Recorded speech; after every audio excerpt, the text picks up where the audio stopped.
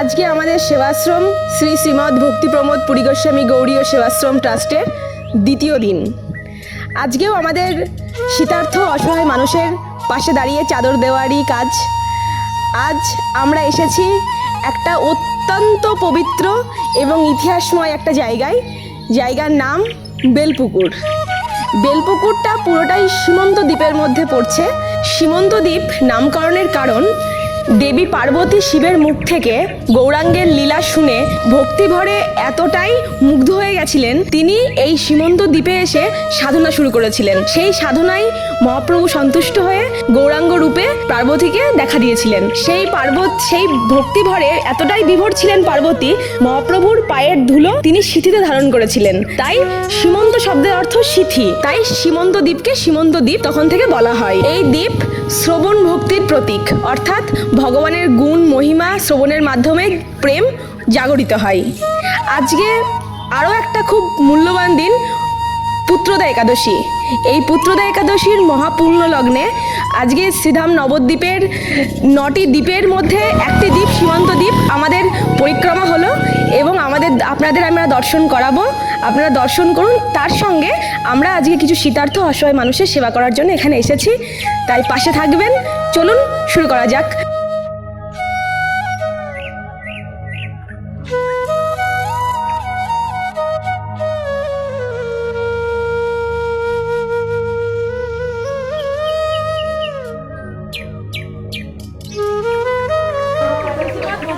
পুরী গোস্বামী গৌড়ীয় Sevashram trust থেকে এসেছি। তো আমাদের এই চাদর দিয়ে আমরা প্রথম কাজ শুরু করছি। আশীর্বাদ করবেন যেন আমাদের ট্রাস্ট আরো বড় হয়। আমি তো চলতে পারিনি বাবা। আমরা আসবো, আপনাদের কোনো চিন্তা নেই, আপনাদের পাশে আমরা থাকবো সবসময়তে। আশীর্বাদ করবেন। করবো আশীর্বাদ। আচ্ছা, আমি চলতে পারছি না। ঠিক আছে, আমরা আসবো আবার আপনাদের কাছে খোঁজ নেবো। কোথায় গিয়ে না? আমাদের মায়াপুর। ও ওই চাদর, এই যে চাদর। এইটা? হ্যাঁ হ্যাঁ, পছন্দ হয়েছে তো? গায়ে তো দেওয়া হবে বাবা। মা গায়ে দেওয়া হবে। হ্যাঁ হ্যাঁ হ্যাঁ, না আমরা ভালোর জন্যই মানুষকে দিচ্ছি, যাতে মানুষের উপকারে আসে। এমন জিনিস দেবো না যাতে মানুষের উপকারই না হয়, বুঝতে পেরেছেন তো? চাদর হ্যাঁ হ্যাঁ, না চাদর গায়ে দিব। এই যে আমার লাঠি। ভালো তাই তো। আমরা আবার আসবো।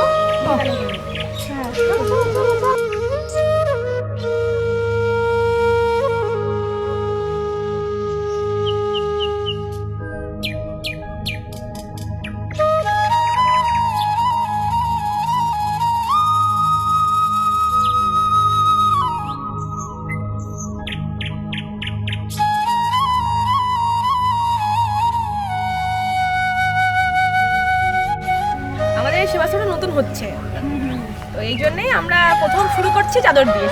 কিন্তু শীতে শুরু করছি, এবার শীতে তো কাপড় দেওয়া যায় না, তাই বললাম চাদর দিয়ে।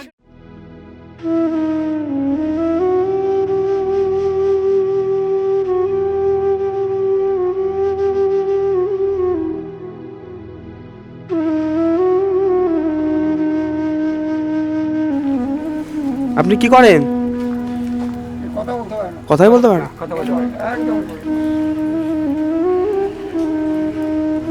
আশীর্বাদ করবেন একটু, যাতে সামনের দিনে আমরা আরো শুনতে পাই? এগোতে পারি এবং মানুষের শুনতে সেবা পাই না? রাখতে পারি। ঠিক আছে, একটু আশীর্বাদ করবেন। শুনতে হ্যাঁ, আশীর্বাদ করবেন। হ্যাঁ, আমরা যাতে আরো মানুষকে দিতে পারি।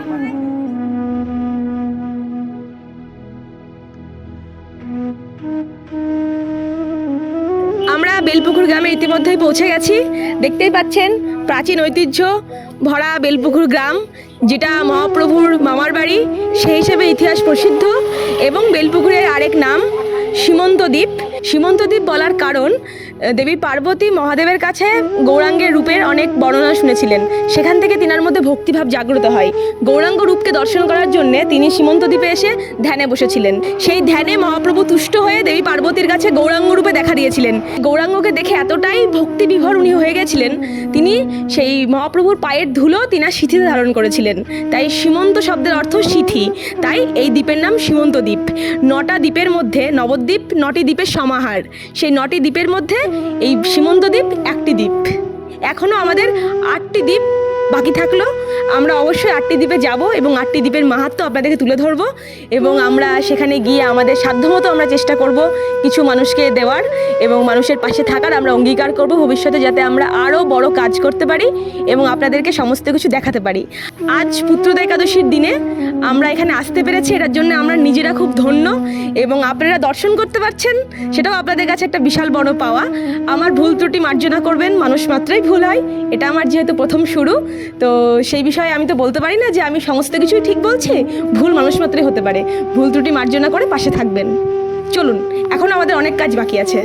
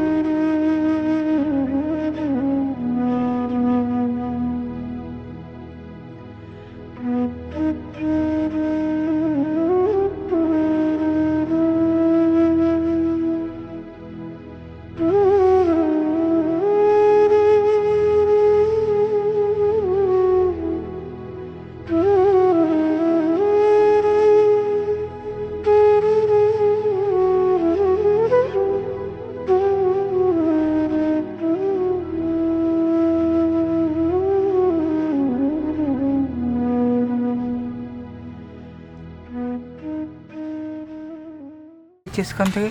আপনার নাম কি? দীপক ব্যানার্জি। দীপক ব্যানার্জি, তাই তো? থেকে নয়, আমরা সেবাশ্রম থেকে এসেছি একটা। আপনি কি করেন কি? আমি কিছু করিনি, বেকার বসে আছি, একটা চাদর হল পর ভালো হতো। ভালো হতো, তাই তো? বেকার তাহলে বেকার। হ্যাঁ হ্যাঁ, দীপক ব্যানার্জি বেলপুকুর বাড়ি। তাহলে আপনি চাদরটা খোলেন গা থেকে একটু। আশীর্বাদ করছি, আশীর্বাদ করলাম, একটা অনাথ করলাম, আশীর্বাদ করলাম, কেউ নেই। এনার এনার হ্যাঁ, ওনার দেখে না। উনি একাই, তাই তো? বউ তো নেই, বউ মারা গিয়েছে। করছি, আশীর্বাদ করছি, আরো হোক, হুম। আরো উন্নতি আমরা আরো আসি যাতে মানুষের পাশে দাঁড়াতে পারি এবং ও আপনাদের পাশে সর্দি দাঁড়াতে পাড়ার পারি। ওদিকে থাকে। এই যে ভাই এসছে, ভাই কোথায় ছিলেন আপনি? আমি ওইদিকে গিয়েছিলাম। ও, ওই মিট আমার করে তো। চাদরটা দিয়েছে ওকে গায়ে দিতে। কি নাম দেখো তো?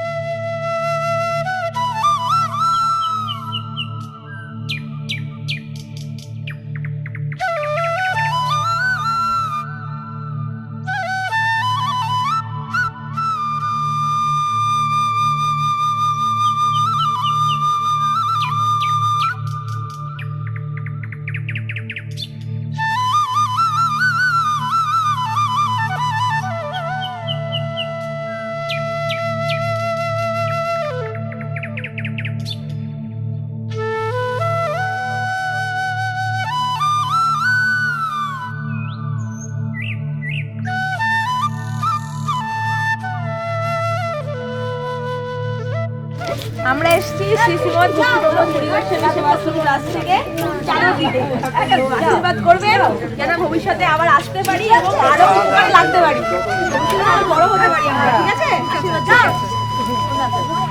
ভালো লেগেছে? ভালো লেগেছে তো?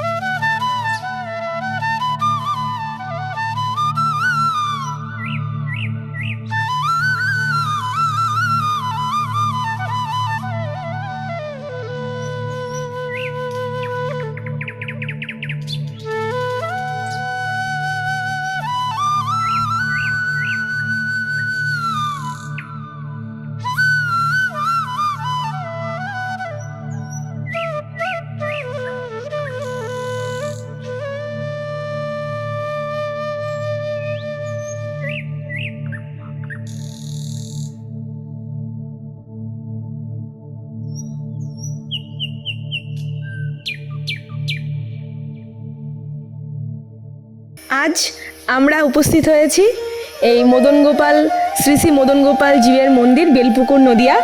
এই সেই মদন গোপাল জীবের মন্দির যেটা শ্রী শ্রী নীলাম্বর চক্রবর্তীর সেবিত বিগ্রহ, আনুমানিক 700 বছরের পুরাতন। নীলাম্বর চক্রবর্তী হলেন গৌরাঙ্গ মহাপ্রভুর দাদু, সচিমাতার পিতা।